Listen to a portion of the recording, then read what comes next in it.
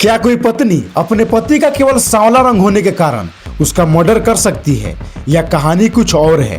एक प्रियंका पुरोहित नाम की लड़की, जिसका शादी लगभग 15 साल की उम्र में ही देवकृष्ण पुरोहित नाम के लड़के से कर दिया जाता है, जिसका उम्र 21 साल होने के बाद उसे देवकृष्ण के घर रहने को भेज दिया जाता है, जो शुरू से ही नाराजगी जताती थी।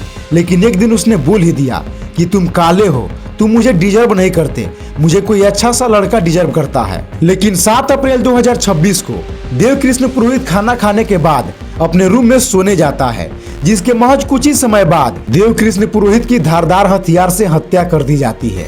जिसके बाद उसकी पत्नी प्रियंका का रो रो कर बुरा हाल हो जाता है, जिसे देखकर हर कोई भावुक हो जाता है। जिससे घटना के बारे में पूछने पर वो बताती है कि कुछ अज्ञात लुटेरे आए और उसे बंधक बना लिए और 3 लाख का सोना चांदी और 50 लाख कैश भी ले लिए। जिसका देवकृष्ण पुरोहित ने विरोध किया तो उसकी हत्या कर दी गई। लेकिन यहाँ एक ट्विस्ट आया। जब पुलिस ने इन्वेस्टिगेट किया तो गहने घर में ही पाए गए। प्रियंका की कॉल रिकॉर्डिंग कुछ और ही इशारा कर रही थी और वो हर बार एक नई कहानी बता रही थी, जिसके 48 घंटे के अंदर ही प्रियंका ने यह कबूल कर लिया कि ये एक घटना नहीं, एक सोची समझी साजिश थी। वो 31 मार्च को अपने मायके गई थी, जहां उसका मुलाकात एक कमलेश नाम के लड़के से हुआ, जिसके साथ में वो 2017 से ही रिलेशनशिप में थी। वहां उन दोनों ने मिलकर एक सुरेंद्र भाटी नाम के अपराधी को 1 लाख रुपए में अपने पति का मर्डर का सुपारी दिया और उसे 50,000 एडवांस भी दिया। जिसके बाद 7 अप्रैल 2026 को सुरेंद्र भाटी और कमलेश देवकृष्ण के घर आए,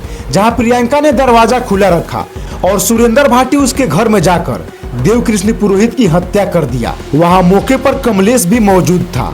ऐसी पत्नियों से मैं बस एक ही बात कहूंगा कि अगर तुम्हें तुम्हारा पति पसंद नहीं है तो तुम उसे तलाक दे दो या अपने लवर के साथ भाग जाओ, लेकिन प्लीज किसी का भाई, किसी का बेटा और किसी के बाप का मर्डर मत करो।